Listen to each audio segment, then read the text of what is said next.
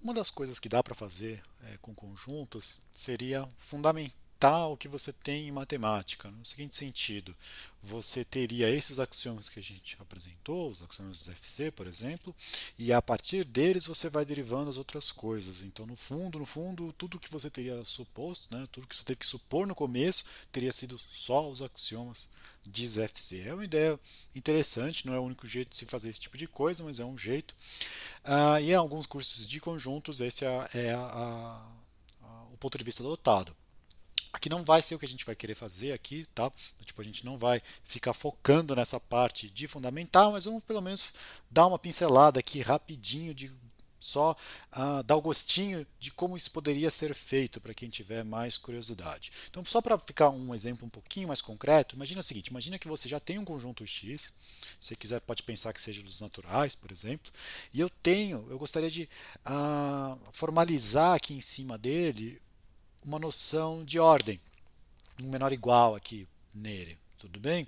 Então, pensando assim, olha, eu só posso falar sobre conjuntos, né? Lembra, a teoria dos conjuntos só fala sobre conjuntos. Então, pelo menos o x aqui é conjunto. Então, vamos supor que o x está construído de algum jeito. Por algum processo lá com os axiomas, por mais complicado que tenha sido, a gente conseguiu falar que existia esse conjunto aqui. Agora eu quero falar uma ordem sobre ele, que a princípio, a primeira vez que você vê esse troço, você não consegue dizer que esse negócio é um conjunto. Tem um truque. Qual que é o truque que o pessoal faz para falar que isso aqui é um conjunto também? Você faz o seguinte: com o seu x, você constrói esse outro conjunto, que são os pares ordenados. Primeira coordenada são um elemento de x, segunda coordenada é um elemento de x. Tudo bem? Vamos supor que você consiga fazer isso. Afinal, isso aqui é só mais um conjunto. Depois a gente discute um pouquinho isso.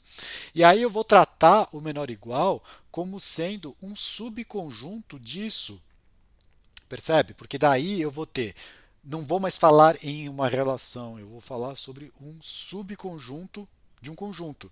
Já ficou mais fácil, já ficou mais perto das coisas com quais a gente consegue falar. Vamos aqui mais um pedacinho, vamos melhorar um pouquinho esse negócio aqui. Como é que eu falo que isso aqui é um subconjunto? Por exemplo, eu acho que aqui fica uma notação um pouquinho melhor se a gente trocar esse menor ou igual por um R. Então, em vez de eu falar que A é menor ou igual que B, eu vou falar aqui A, R, B. R de relação, tudo bem? Você vai falar, que porcaria, não ficou melhor. Não ficou melhor porque agora eu vou abusar mais um pouco com a minha notação e vou fazer o seguinte: em vez de eu falar que o A se relaciona com o B desse jeito, ou que o A era menor ou igual que o B aqui, você vai falar simplesmente que o par AB pertence a R. E aí eu vou enxergar esse R como sendo um subconjunto disso, certo? Do tipo, você teria umas duas notações para a mesma coisa. Então você pode pensar simplesmente o que é a relação. A relação nada mais é que os pares, vamos pôr xy aqui, de forma que o x tal que o x e o y satisfaçam alguma coisa. Sei lá, do tipo, põe aqui uma satisfação. Tudo bem? Por exemplo, vamos pensar que o meu x é o conjunto dos números naturais. Então eu posso pegar simplesmente os xy, tais que existe m, que seria natural também, tal que x mais m é igual a y. Se você pensar que eu só estou trabalhando com os naturais, isso aqui eu acabei de definir o menor igual. Certo? O menor igual nos naturais funciona assim: o x é menor que o y, se existe um mzinho, né, que como é natural ele é maior ou igual que zero, tal que na hora que eu somo no x, dá o y. Tudo bem? Então isso aqui seria um jeito de você fazer isso.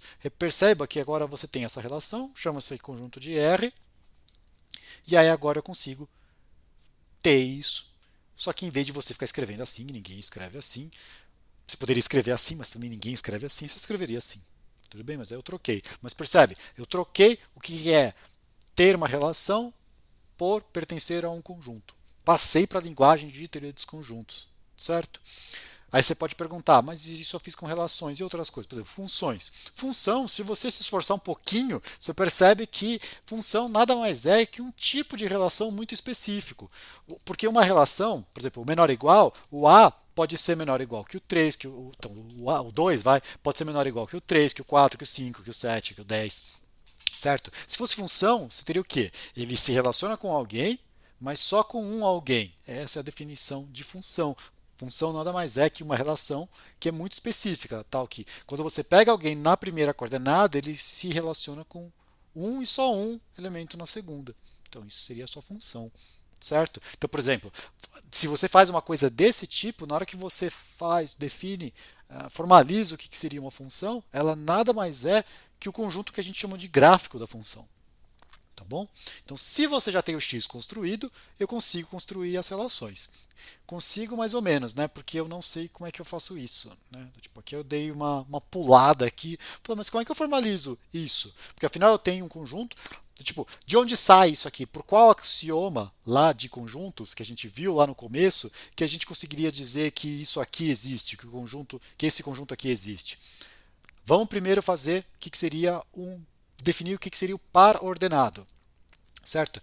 Qual que é o problema? Se você simplesmente chegar e falar, eu tenho um conjunto A, porque tudo para a gente é conjunto, lembra? Então, se eu tenho um conjunto A e eu tenho um conjunto B, eu quero fazer o conjunto do par deles, você fala, pera lá, tem o axioma que chama axioma do par, aí você usa ele. Isso aqui vai dar isso, certo? O problema é que esse conjunto é igual a esse, certo? A ordem que eu escrevo os elementos lá dentro não importa para o conjunto em si, certo? Então esses dois são iguais, então a gente acabou tendo uma relação aqui que não é um de par ordenado, é de par no máximo, certo? Então como é que é o truque?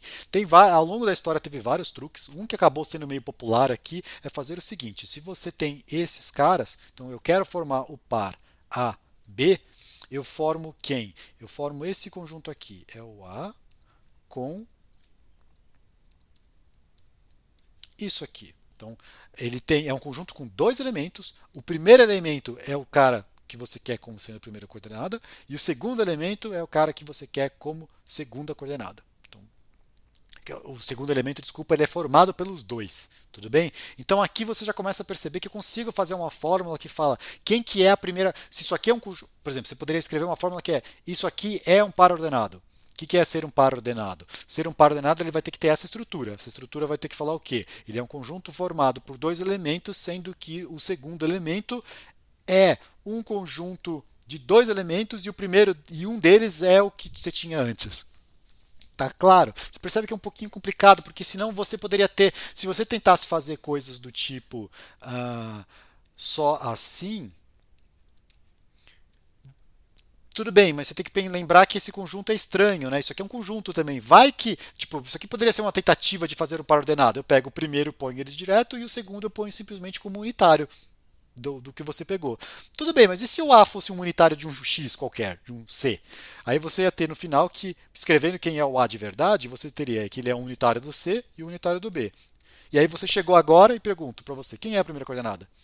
Eu sei lá, do tipo, os dois são unitários de alguma coisa, eu não tenho como escolher. Aqui eu tenho. Eu sei que o primeiro eu sei que a segunda coordenada tem a primeira como elemento e o outro, tipo, você consegue fazer alguma distinção. É meio chato escrever essa fórmula, mas é um exercício interessante. Tenta escrever a fórmula, este conjunto é um par ordenado. Uma vez que você conseguir essa, tenta escrever a fórmula, este é um conjunto par ordenado e esse aqui é a primeira coordenada dele. Tudo bem? Tipo, ou esse aqui é a segunda coordenada dele, coisas assim. Então você conseguiria fazer isso. Como que você mostra? Porque, ó, tipo, você tem todo um processo aqui para fazer isso aqui. Isso aqui você tem dois conjuntos, certo? E eu quero construir esse. Esse aqui eu consigo fácil, porque é simplesmente aplicar o axioma do par. Uma vez que eu tenho esse, agora eu consigo esse, porque é simplesmente usar o axioma do par de novo, certo? Então é um jeito de, usando o axioma do par aqui duas vezes, dá certo. Beleza? Você pode usar talvez o do par e o parts depois, tem outros jeitos de fazer. Tá bom? Então, sei lá, tenta ver aí um jeito de como é que você formaliza que esse aqui existe. Uma vez que você tem que esse existe, como você constrói agora o conjunto de todos os pares, né? Então você tem um x e você tem um x de novo. Ou sei lá, você tem um y. Quero construir todos os pares ordenados, onde a primeira coordenada é aqui e a segunda coordenada é aqui. Tenta escrever, tenta ver quais axiomas de conjuntos que você tem lá antes, você conseguiria fazer uma coisa dessa, pensando que os caras desse jeito aqui vai ter que ser essa cara aqui, né? Eles vão ter que ser desse formato assim. Tudo bem? Tenta ver se você consegue enxergar quais seriam outros jeitos alternativos, quais seriam os outros problemas que daria, tudo bem?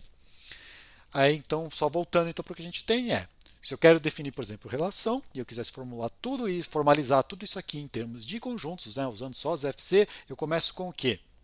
Primeiro eu tento fazer os pares ordenados, com os pares ordenados eu consigo definir as relações, aí agora eu consegui formalizar as relações, e aí por aí vai. Um exercício interessante para vocês, eu acho que é tentar fazer o seguinte: suponha que os naturais você já tenha. A gente até vai fazer os naturais mais tarde, mas suponha que você tenha os naturais, você ganhou de brinde, né? Tipo, não vamos discutir como chegar nos naturais, mas vamos partir que a gente tem os naturais. Tendo os naturais, como que você define o menor igual, como que você define as operações dos naturais e essas coisas, formalizar elas dentro de conjuntos. Acho que é um exercício pelo menos interessante de você pensar nesse assunto. E aí, uma vez que você está convencido disso, o que eu quero nessa parte aqui não é explicar como faz isso em detalhes, mas é mais convencer de que se você quisesse, você conseguiria, é que daí dá para você ir formalizando todas as outras coisas. Porque uma vez que você fez os naturais, você consegue fazer meio que os inteiros, porque como é que você pode definir os inteiros a partir dos naturais? Você pode simplesmente fazer você faz pares de naturais e põe uma relação de equivalência para falar que isso aqui é um equivalente ao outro. Quem já viu esse tipo de coisa